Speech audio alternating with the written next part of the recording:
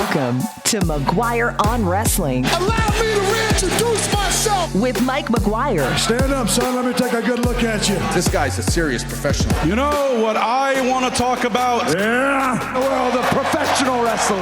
Do I have your attention now? Done shilling. I'm done shilling, okay? Let's get this show on the road. I love professional wrestling. Another big week in pro wrestling, another edition of McGuire on Wrestling, here to talk all about it. Hello and welcome to the show. Thank you for being here.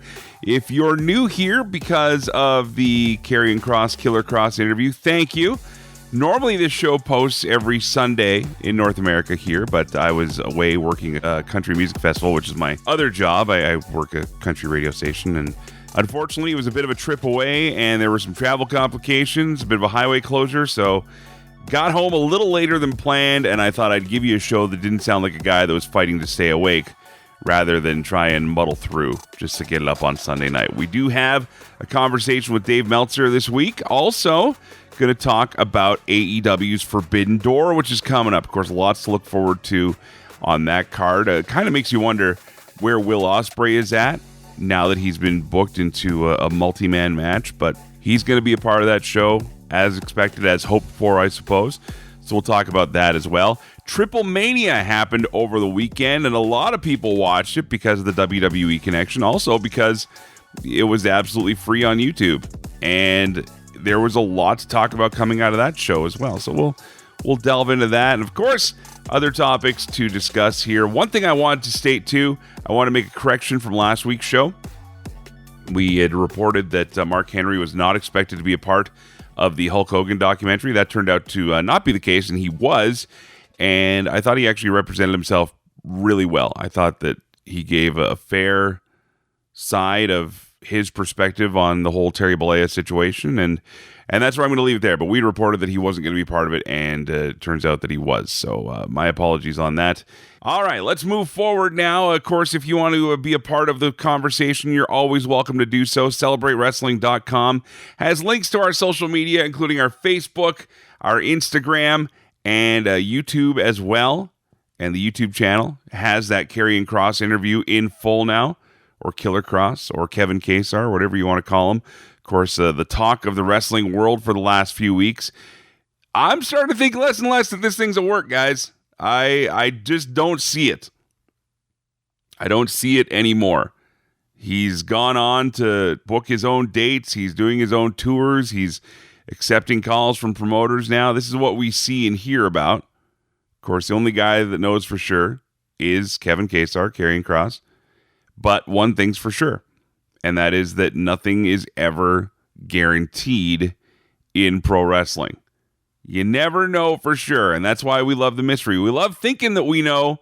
We love believing that we know, and there's nothing wrong with that. Where it gets a little interesting and a little muddy for me, and we're going to talk about this with Dave Meltzer this week, is when...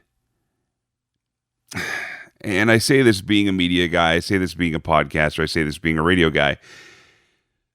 Sometimes we need to learn when to go for the scoop and when not to go for the scoop, if this makes any sense. So we've seen this in all forms of news, all forms of media, where sometimes going for the scoop, wanting to be first, is more important to the content creators than it is about being right. Now, there was a report that went out from Dave Meltzer, from me, because I told him flat out, and I mentioned it on this show, about the time limit that was introduced, because honestly, what was happening was Kross was getting asked repeatedly the same question and being given repeatedly the same answer. And that was that he was literally in a negotiation and couldn't talk about it. I think the guy's been crystal clear about that. And I don't have a dog in this fight. He gave us a great conversation. We had a ton of laughs. We actually talked about his book, which I'm going to go ahead and say, and this might get me some grief from some other people, I guarantee I read the book.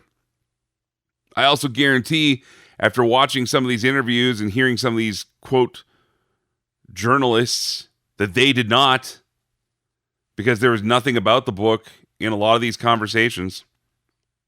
And when he finally did talk about it, it was with Ariel Helwani, which makes sense. That is Ariel's MO. Ariel asks the tough questions. You know, if you're going on his show, that he's not going to have a filter. And I'm not saying that I had a filter either, but I had a conversation I wanted to have with Kevin Kasar, Karrion Kross, and that was talking about the book. I got some feedback from some of you saying that you could tell how much the story meant to me and how much the interview meant to me. Yes and no. It was really cool to have him on. It was cool to have fun with our Jesse Ventura off. It was really fun talking, but we talked about Batman off the air as well, because I'm a huge, huge Batman fan, especially the 89 movie, which I know if you're a Batman fan and you go, oh, it's nothing like the comics, Batman doesn't kill. I know. But doesn't he? Doesn't he? Killing joke. Just saying. It's happened before. It'll happen again. Anyway, enough of the life about fictional characters here.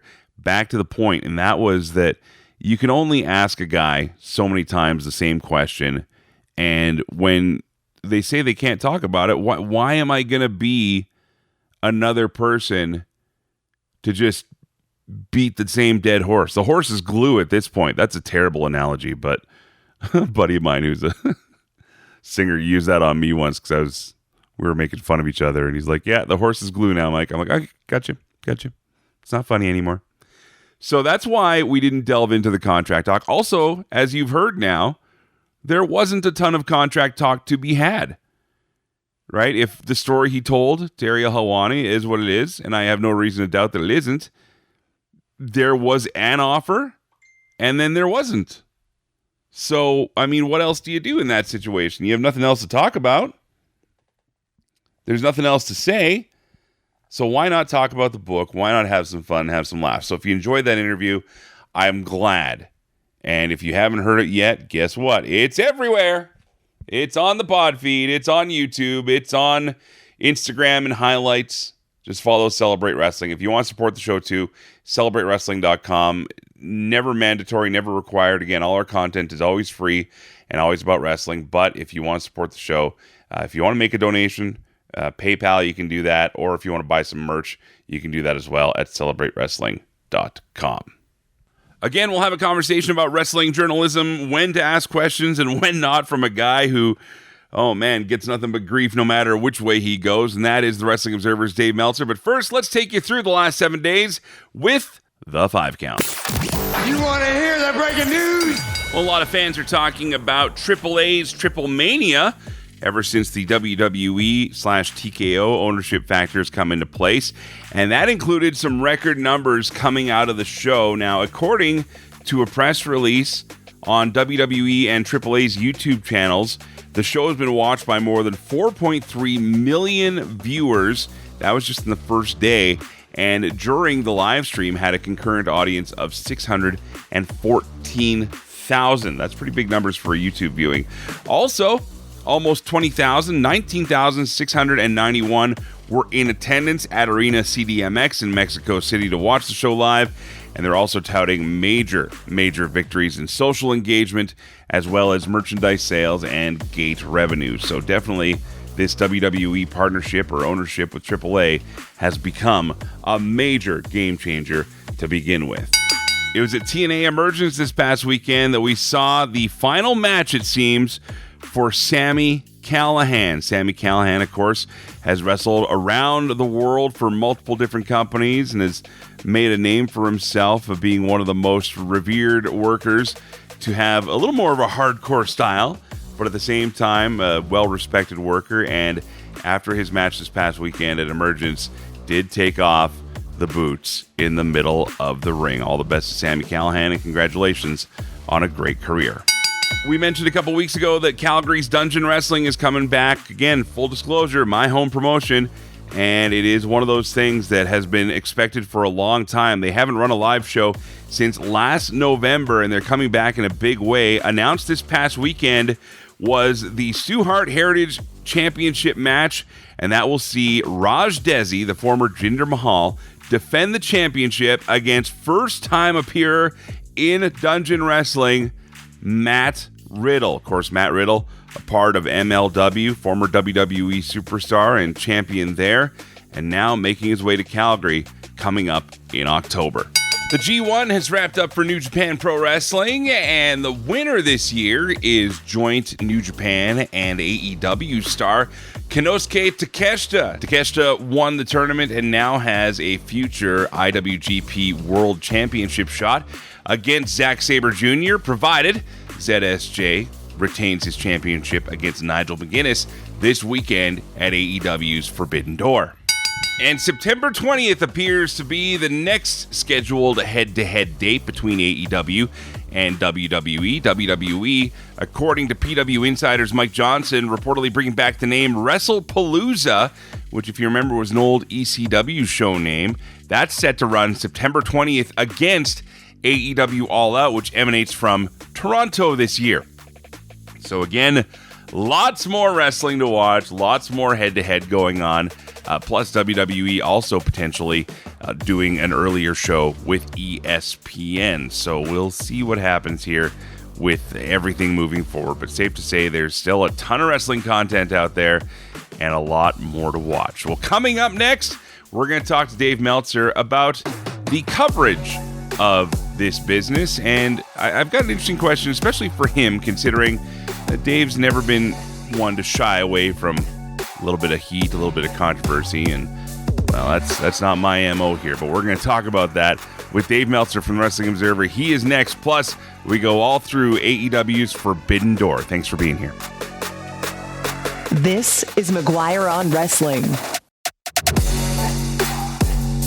The alternate commentary table, ACT, brought to you by the Celebrate Wrestling podcast feed. Listen, it's Mitch, it's Dimitri. We got this little pod thing that we do every single week where we talk about the week in wrestling and the way in which we do it from the other side of the railing, right, Mitch? I like that. We're coming at it because we love it, we hate it. The alternate commentary table, ACT. Download it anywhere where you're getting your podcasts.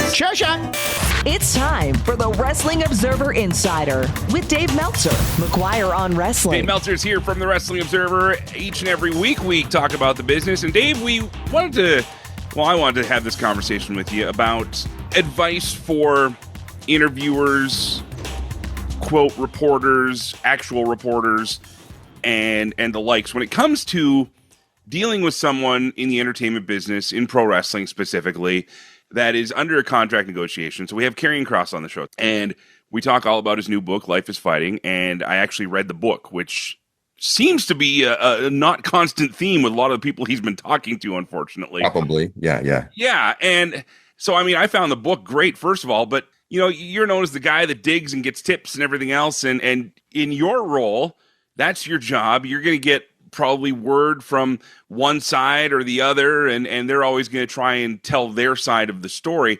How important is it, though, that someone in this position, like especially with this show, because we're more a talk show than a news show. I bring you on for the nitty-gritty part, and then we just talk about wrestling. How important is it to, I don't know, not press the issue sometimes if there's no need to? For example, with Karrion Kross and his contract negotiations. That'd be a tough one for me because it is like the big question that everybody would have right now. So right, but okay. So for example, though, yeah, I mean, I was down the pecking order in the list here. I got my request in a little later because I wanted to actually finish the book. Again, going back to this novel concept, reading the book for a book interview. But when you see 4 or 5 other interviews come out that have all asked the same question, he's had the same thing over and over again. And without saying it, I'm going to go ahead and say it. A lot of times when these guys and girls are in negotiations, they don't want to talk about it because they don't want to sway anything one way or the other. It's confidential business still. Yeah. So when that question's been answered already 3 or 4 times, like, are you still going to ask anyway? Yeah. You are? Yeah, okay. Because you have to understand my standpoint is that if I don't, I will get incredible heat from people. Right. For not asking. Right. You know, it's like I have been, you know, in those positions, I would get incredible heat if I didn't at least ask, even though I already know the answer going in and I already know that I'm not going to get an answer. I would have to ask, you know. I wouldn't want to, if that's what you mean, because yeah, It's like if I was doing an interview, I already knew what the answer was, and it was a non-answer. It's like, I don't like non-answers, so I would not want to do it. But in some situations, you have to do it just to say that you've done it, even though you know what the answer is going to be. And, some people go, oh, you can press harder. And it's like, yeah, if they're not going to say anything, they're not going to say anything. So, but I think that, I would throw it out. I wouldn't, but I wouldn't be expecting anything. And I think that they would expect the question and also have the answer, or the non-answer already ready anyway. So yeah, and that's how I would look at it. Does it make the interview better? No, it makes it worse. But I would think that for me, I would have to do it anyway. And I think that's a fair point too. Again, coming from two different constructs of interviews, like I said, we do more conversation than just strict reporting here, because again, that's what guys like you and the John Pollocks and all the other credible sites out there that do the digging do. We're here to talk about it from maybe a 20,000 feet view a bit more, but I do love having you on to talk about what you know and on the inside. So not to toot my own horn here, but his exact words at the end of the conversation were, that was a relief. Because some of these guys, they sit them down for an hour, and no offense, I mean, whatever, you're going to do what you're going to do. Well, I do got to say this, when it comes to, again, I've been on media calls, and to a degree it happened with UFC, but a lot more with AEW a lot. WWE doesn't do as many as they used to. But when they did, Levesque used to do it for NXT. Yeah. And, there always were good questions, but I would tell you that in almost every case when there was a good question, it was someone who I personally knew. And if it was someone who I didn't know, 95% of the time, the question would be bad. And, they're dealing with that. They're dealing with people who don't really know. And, if you're talking to someone and has knowledge of the business, and you're in the business, there's two types of people. There's some that would just get mad and oh, he knows the business, I don't want to deal with him. But in most cases, it wouldn't be the wrestler; it would be the promoter, and it wouldn't be the promoter because it's too late, But the person handling it would PR person, yeah. The PR person would be nervous for their own job if the wrong real questions were asked. But the talent, I don't think ever would be. Maybe there's a few. I actually could come up with a couple of guys who wouldn't want it, but they're the minority. Most feel real comfortable this day and age talking to someone, because it's like the protecting the business thing. That's long, look, you got WE and Real. That's long out the window. So that was the one thing where talent, was like, oh, I don't want to talk to somebody who kind of knows, because it's like what everybody knows now, Right. But so now I think most of the time they want to talk to someone who can have a real discussion with, as opposed to, what's your favorite color or some, yeah.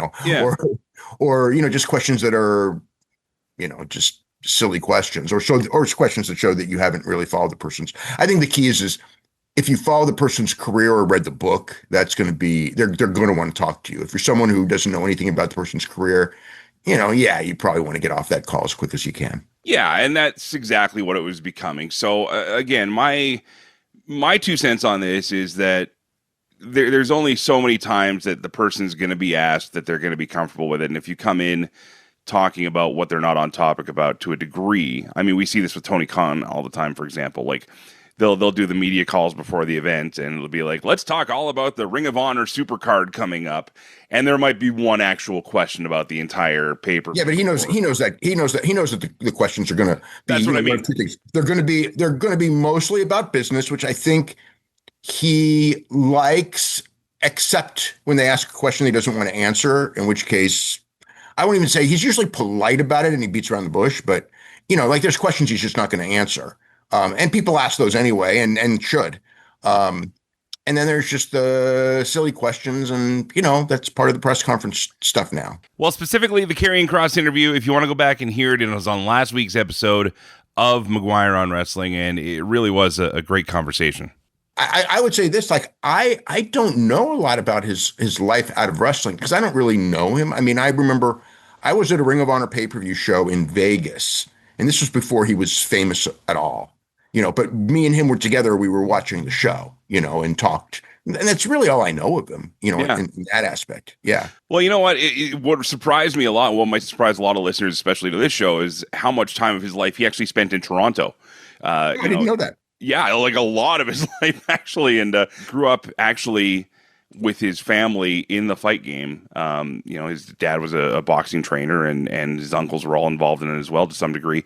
And I'll save the rest of it for the interview and then for the book, obviously. But there's a lot behind this guy that actually makes you think, this guy became a pro wrestler, because it sounded like he was on his way to a totally different type of combat sports career. So I always knew that there was interest in him in MMA, but I don't think he ever fought or I know he knows BJJ, and I know he's trained in kickboxing and everything. Yeah. So that would tell me he had thoughts in that direction, but he had a good look for pro wrestling. Yeah. And did well. Conan really liked him in Mexico. Conan would always tell me the guy's going to be a big star, and WWE thought he was going to be a big star in NXT. They really protected him, and then. Vince, whatever, who knows? I can't give you like exact. I saw it derail. I don't know whose fault it was that it derailed, but it was. We all saw it derail, Dave. We all saw it derail. Yeah. It was under Vince, and Vince. Sometimes you go in there and you don't get a lot of heat. You get your 3 weeks thing, and if you don't get a lot of heat in your first 3 weeks, and some guys it takes longer than others. Often Vince will just go, didn't work, and then you're screwed. He got a second lease on life because Vince was gone. So, we'll see what happens. He's done a really good job of marketing himself of late. We'll see how that turns out. I feel this like Ron Killings thing. Ron Killings thing was a total shoot. Okay. Just so everyone knows. But it worked. So it's kind of like in wrestling. Well, let's do it again. It got somebody over. And Kross is that kind of a guy who it's like, well, let's get him over. The fact that they plugged his book, what Paul Heyman said on the Ariel Helwani show, where he actually made almost a good Steve Austin comparison. He did. He made a direct Steve Austin comparison. Yeah. So that tells me that they expect to have him, because I do not see Paul Heyman going on Ariel Helwani's show comparing a guy to Steve Austin, and then 5 days later he's a free agent and can sign with Tony Khan. Yeah. It just doesn't fit with me. But yeah. So I think that they're negotiating a deal. Is it a deal where he hasn't signed, but wink, wink, we know he's staying? Or is it where we're in good negotiations, but he hasn't signed? And it's like everyone there says, it's like he hasn't signed, but as far as like what's going on in the negotiations, nobody really knows. Levesque knows, he knows, And that's just it. That's the thing, is that, in my mind, if you're in that business and you're talking about your career and your money and you're dealing with a major corporation, you're not going to talk about it until it's done, because that's the way the business world works. So you could, or you're not. I don't think you're going to go into I think that wrestlers are very much encouraged not to go into detail in these situations. I think WWE doesn't like it. I don't think any company would like it, really, to that degree. At times, it can be effective if you're negotiating and playing both sides against the other. It would be in your benefit to publicly say, oh yeah, I'm going, I've got offers from two sides, and I'm going with who's going to give me the bigger offer.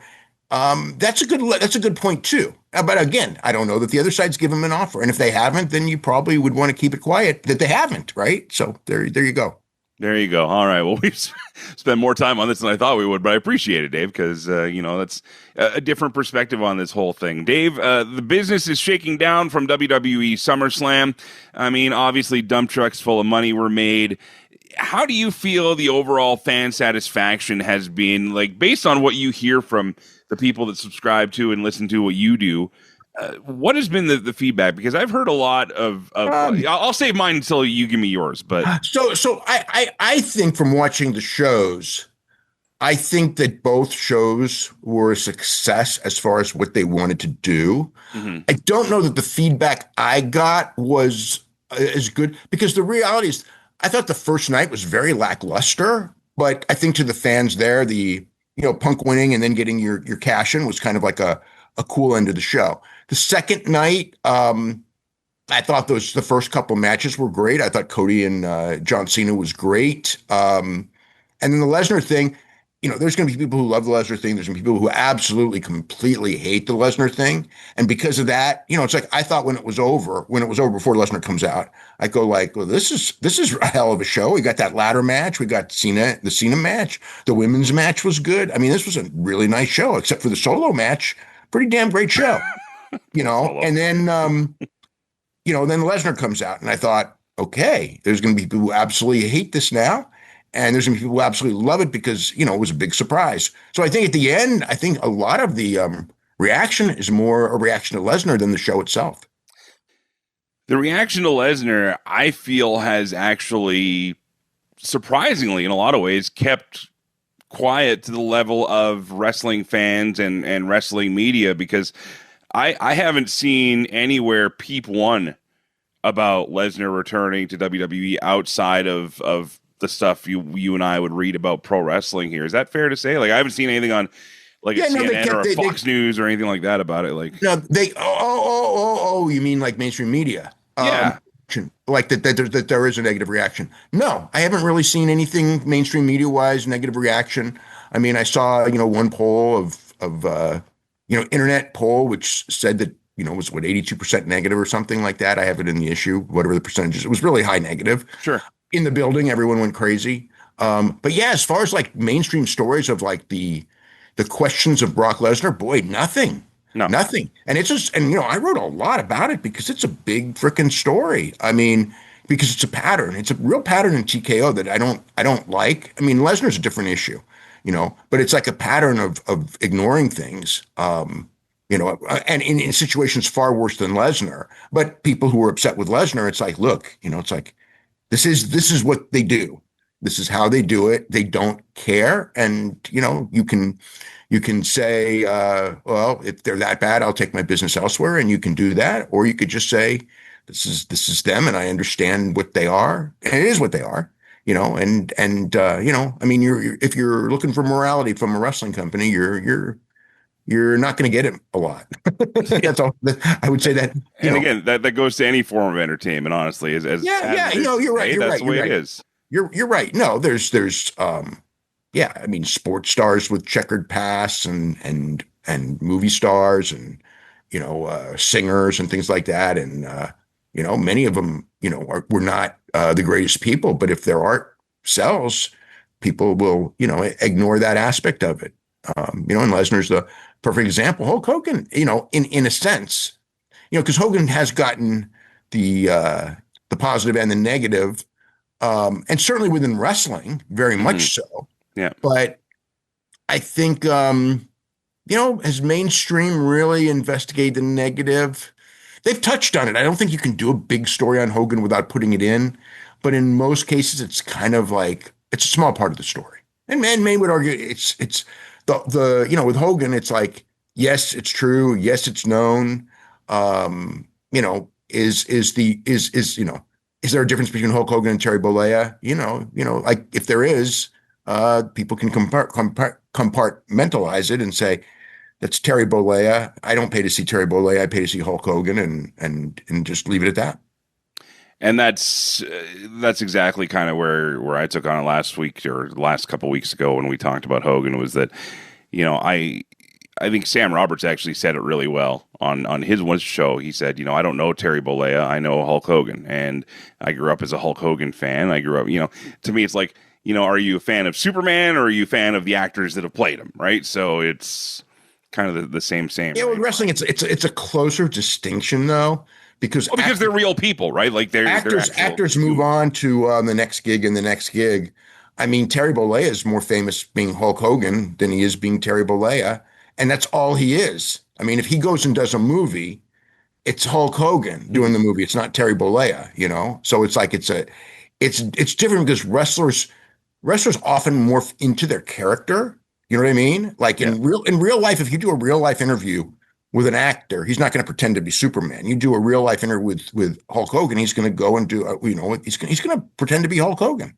Yeah. So wrestling's a weird world, because it is. It is acting, but at the same time, the role is much bigger than a normal actor, because the normal actor, the role ends when you get home. And then with a lot of these wrestlers, the role never ends, including even after you're in wrestling. Hulk Hogan hasn't been a pro wrestler for years.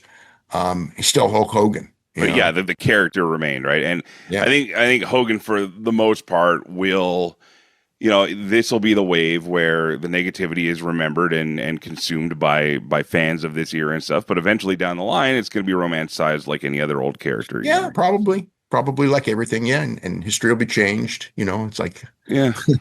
Well, it is funny because with the Hogan stuff, especially because I've done a lot of media with the Hogan stuff. It's like history, like you go back 20, 30, 40 years in history, because, Hogan goes back, as a star over 45 years ago, because he really started being a star in the late 70s. Right. And a big star in 81. The wrestling wasn't on its ass and it wasn't dead, but people like to say that it was, you know what I mean? And, kids never went and families never went. And it's like, kids and families probably went to wrestling in the 1930s for all I know. I don't know, because I didn't go in the 1930s.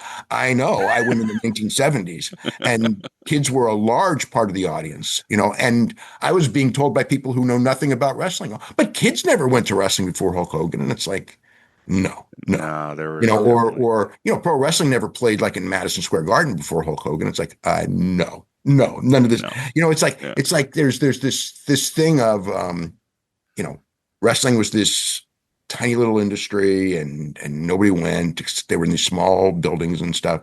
Then Hulk Hogan came and they went to the NBA arenas and stadiums, and then he beat Andre the Giant and it got bigger. And, his biggest years of draw was 86. It was before Andre the Giant. But he was still a draw after Andre the Giant too. And then he turned heel and revitalized it. And it's like, the heel turn had something to do with it. But, now, which a lot of people don't realize is people think the heel turn was in WWE. And what a shock it was that they turned him heel and nobody saw it coming. And it was like the guy was getting booed for 2 years in WCW. Not every night, but he was getting booed in a lot of cities. The heel turn it wasn't John Cena. John Cena thing was like this, overreaction. And right. I will say, now that the book on the John Cena heel turn is over, and it is over, it was a nice moment to surprise people. And from that point on, the heel turn absolutely sucked. And the end of the heel turn was clearly not thought out at all. It's just like, we got to get out of this thing. And we got no idea. So he just went out there and, I was just, I don't know, So it was like, I think that like people who wanted to compare, this is the biggest heel turn since Hulk Hogan. It's like, it was one of the worst. The Hogan turn was very effective. One of the most effective heel turns of all time. Maybe the most effective. John Cena heel turn was a nice minute that Travis Scott, got involved, and then he never came back, or he came back that one time, but Dwayne never came back. John played the fakest heel character I've ever seen, and then turned back with no explanation other than, I'm going to turn back. I will say this, that the old adage of how do I miss you if you don't go away has paid off in spades for Cena, though, because even that 5-month hiccup, now the guy runs to the ring and it gets a pop. Not just comes out. He gets his come out to the... Okay, there's 3 pops now. That was Montreal in the first week. No. This was also the pay-per-view, though, because if you go back... Yeah. Well, you get the Karrion comes up with all the big titles on the screen. That gets a pop now. All right, he comes out, that gets a pop. And then he runs, that gets a pop. He was going to get that. He was going to get that anyway, because the people didn't buy him as a heel. That's what I'm saying, though. That's what I'm saying. Is that the whole heel thing was just ridiculous, because they didn't buy him. They never bought him as a heel. WrestleMania, he was cheered over Cody. So you take him away from Cody. Cody's been cheered everywhere he's been, except for against Cena. You're listening to McGuire on Wrestling on the radio and online. We're talking to the Wrestling Observer's Dave Meltzer. Dave, before we go, we didn't get a chance to talk about it last week, but I wanted to delve a little more into the WWE and ESPN deal for 2026. It's a really tricky thing, because if you have ESPN and some systems, not all, about half the systems right now, you get it for free. Okay. If you don't get ESPN, and about half the systems that do, you got to pay $30 a month. And I think the ones who get it for free are eventually going to pay $30 a month. I think $30 a month will probably end up going up in price as time goes on too, because it always does. But yeah, it's not anymore. It was $8 on Peacock. Now it's 11. Now it's going to go to 20 to 30, essentially to 30. And you're not going to get it with Netflix that a lot of people expected, which, if you're a wrestling fan, you probably have to have Netflix now. So you wouldn't pay any more if they did it. And I think that's part of the reason why Netflix, it's not really worth it for Netflix to pay hundreds of millions of dollars when they already have the subscription price for 99% of the wrestling fans who want to watch Raw and SmackDown anyway.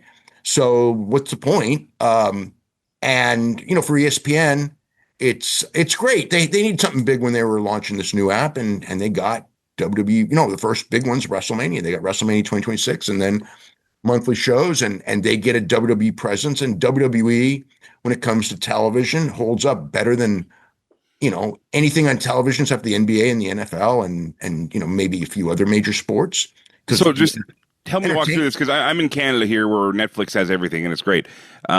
So in the US now, my understanding was it was going to be like UFC, where you could have the subscription to the service, but then the PLEs are going to be an extra fee. No. Okay, no.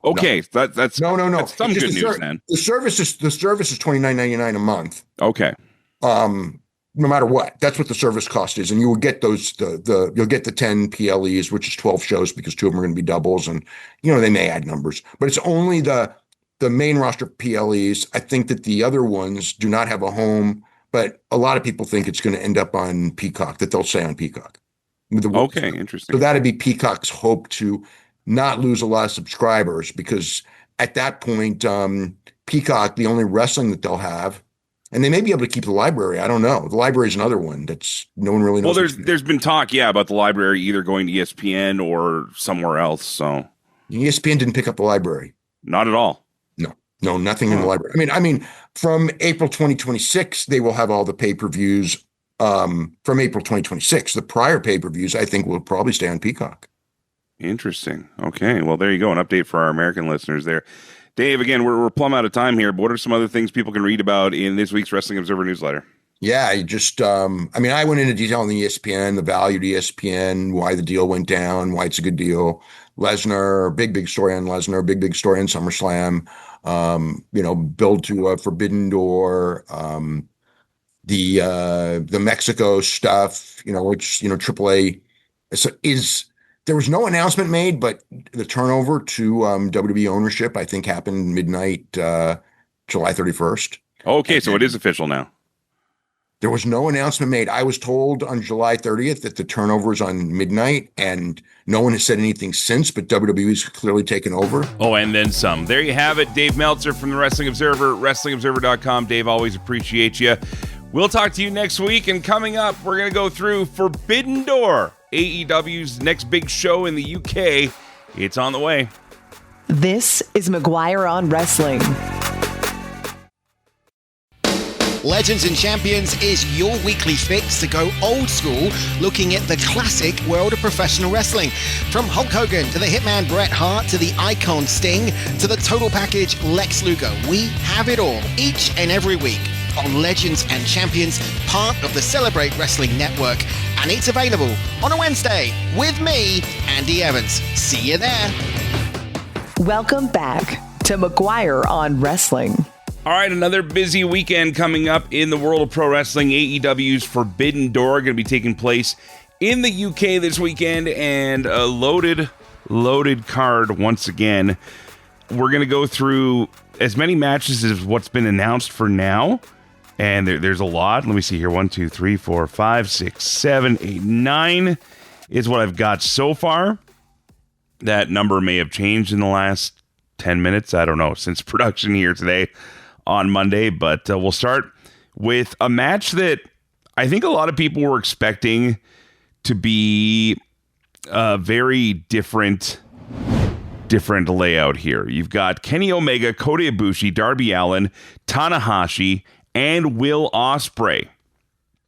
Okay, taking on Jon Moxley, Claudio, the Bucks, Gabe Kidd, all together in a lights out steel cage match. So, I mean, there's a lot that's going to go on there. What do they call that? Was it the dog pound match? That, remember when Ospreay did that in New Japan, and it was just brutal, and the boards came out of the ring and everything.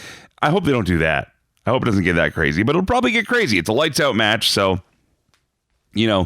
by the rule of lights out matches, unofficially official, and at the same time, a multi-man match allows for a lot of people to be, kind of covered up a bit. We have the IWGP Championship being defended.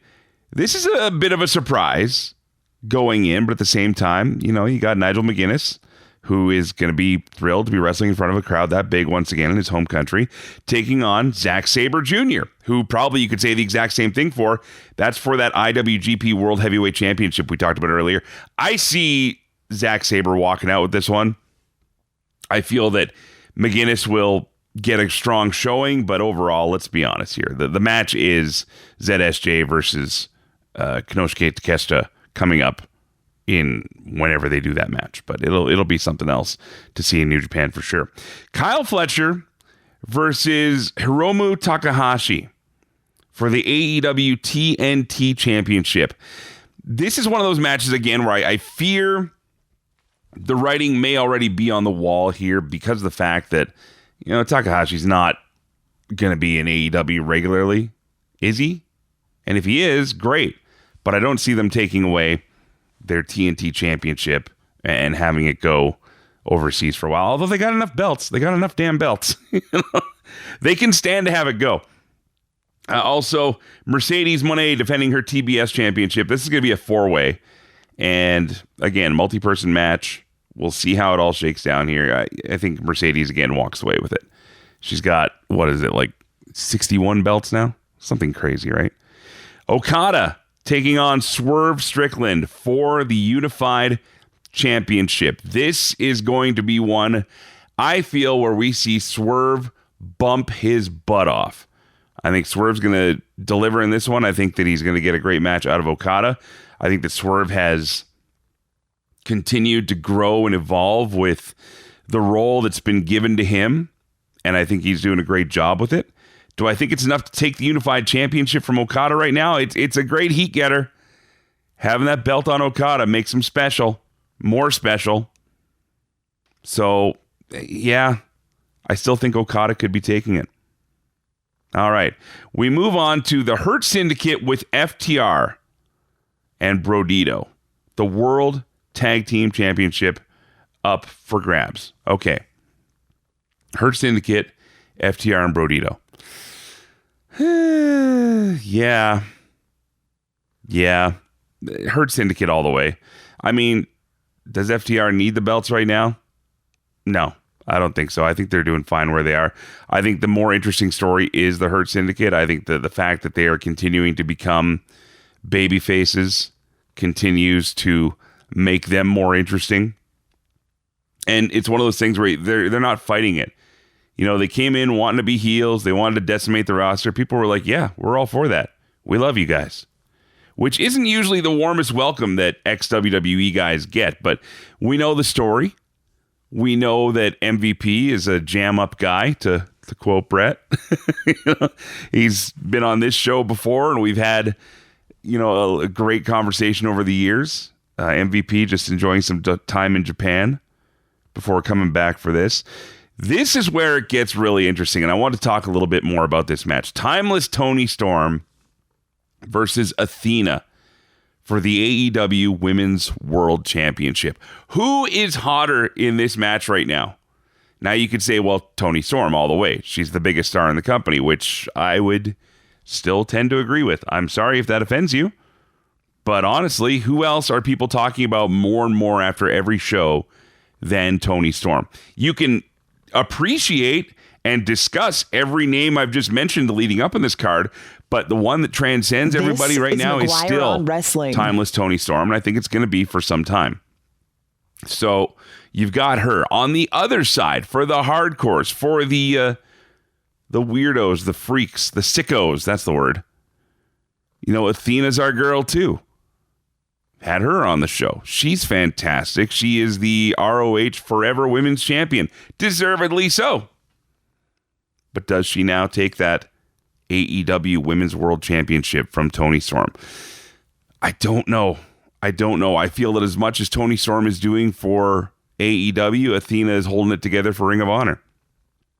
I think Athena is become the face of that brand. Because really, there's nobody else that can touch her as far as consistently being on top, consistently delivering. And we talked about it with Dave Meltzer before on this show. I see a new fire in Athena, one I haven't seen maybe even since she got to AEW. I mean, we were all there, I mean, in spirit or viewing, but I was actually there when we saw her basically turn in a match. And it was an AEW dark match. And it happened. And it was amazing to watch then. So to see what Athena's been able to do since then and carry this Ring of Honor Women's Championship as long as she has and do what she's done with it, I think it'll be a great match. I think there will be a lot of people behind both women on this match. And I think the fan involvement is going to be off the charts for this one, obviously, with Toni Storm involved. All right. This should be a gimme.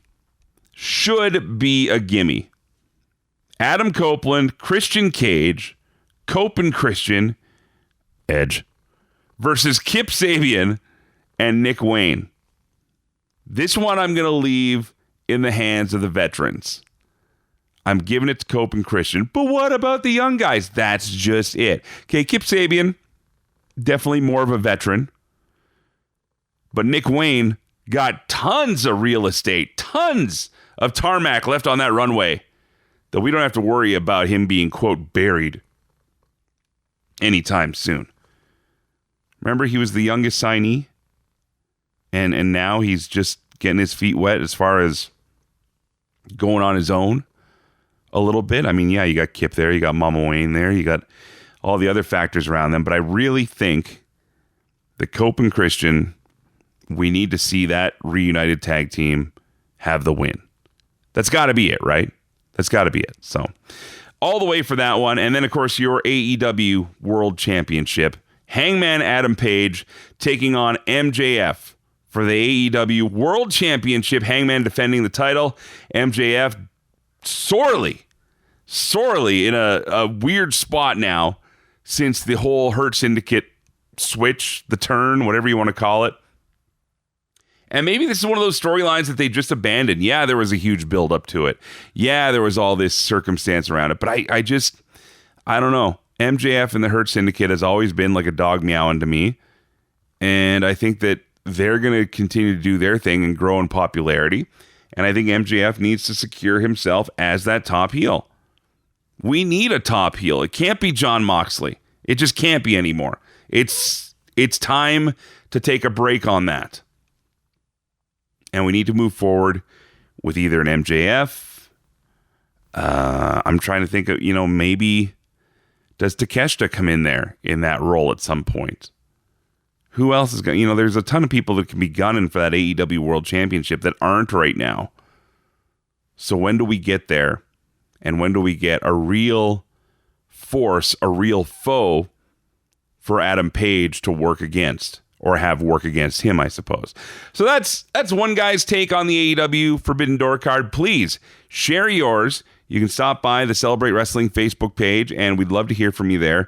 Again, we just do a little bit of vetting before you come in. If you log in and want to join and don't answer the questions, you're not getting in. That's just the way it is, because we keep the spammers out, we keep the bots out, and we keep the jerks out. If you want to come on and be an AEW Crooked Letter, that's your business. But we're just not in that business. So we like to have fun, engaging conversation. We don't always agree. We don't have to agree. But what we can do is we can be civil about it, because it's just wrestling, guys. At the end of the day, it's just pro wrestling. Now, I did want to share some details with you about some shows coming up here in Southern Alberta, where I am located. Okay, we've talked about Dungeon Wrestling making their return in October. Matt Riddle versus Raj Desi for the Stu Hart Championship. That's pretty big. But this coming week, okay, Lethbridge has their annual fair. It's called Whoop Up Days, which is actually named after a fort and a chief here. So it's kind of an interesting name if you're coming in from the outside, right? It's like, what the heck does Whoop Up mean? And so that's actually what it is there's some indigenous heritage towards that. But Whoop Up Days itself is the fair. And I've told you before about this Lethbridge-based promotion, Pure Power Wrestling, who run their own roster. It's a regional territory, and they run their guys, and they bring in a few guys here and there, girls from wherever. Very rarely now are they relying on bringing in names for the big shows. And by that, I mean like XWWE, TNA, whatever. They're just running what they got, and they've been doing great. The fan support behind them, it's like watching the old OVW stuff. It's like watching the old, go back to your favorite regional wrestling promotion. And that's what they do. So they've got their own local talents here. They put on a big show, and it should be a great one. So that's coming up right away here on Friday, the 22nd of August. Before that, I'm in Medicine Hat this Thursday for a special show, and that is going to be CWE featuring the Brian Kendrick. He's the man with the plan. Dun, dun, dun. Yeah. I love that gimmick. I loved that gimmick. In fact, my Facebook URL, if you find me on Facebook, it's facebook.com/the Mike McGuire. And it wasn't because I think I'm that big of a deal. It was because when that was happening, the Brian Kendrick was a thing. And I loved it. I thought it was hilarious. So he's going to be on that show along with all the CWE stars. Again, they tour all across Canada every year, putting on these great shows. And I can't wait to see what they got to offer. So Medicine Hat, look out. We're coming for you, sucker. And it's going to be an awesome show as well. So, details on those, you can find Pure Power Wrestling. Just Google that if you're in the Lethbridge area. CWE Canada, if you're looking for Canadian Wrestling's Elite, that's where you can find them. And, of course, dungeonwrestling.ca for the return of Dungeon Wrestling this October with what's shaping up to be a monster card there as well. One last thing here. Just wanted to say thank you again for those that joined in on the Karrion Kross interview. If you followed us on social because of that, appreciate you greatly for that. And please spread the word. We're not doing this for clout either. That's something we'll get into another day. Something we'll definitely get into for another day. Back in the day of radio, back when it mattered a lot more, radio stations would go for clout. We're the best station. Now, honestly, we're happy to have jobs.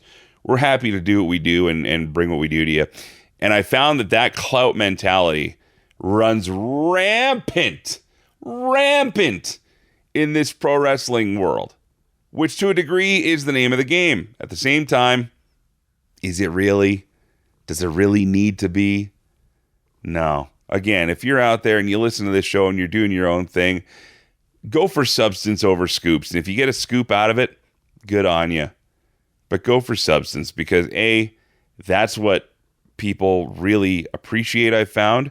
B, that's what's going to make us enjoy this thing longer. If you hate watch wrestling, if you just like to complain about stuff every week, if you like to, what I really can't stand, and I've seen this a bit lately, is running down of people talking about, oh, this person's never done anything in their career. Really? You know who they are.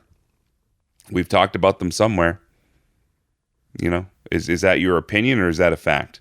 That's your opinion, that's your business. But if it's fact, I think you got to check your facts, friend. All right, we're out of time for today. Really appreciate you being here as always. Next week, going to be another interesting layout of shows here because I've also got a rodeo. Again, this day job thing, man, it gets in the way. But got to do that. And also, we're going to talk a little bit more about some wrestling books that are coming out or have been out there for a while. I've got a couple friends on standby that we're going to discuss about that. And we'll talk about everything else crazy going on into the weekend.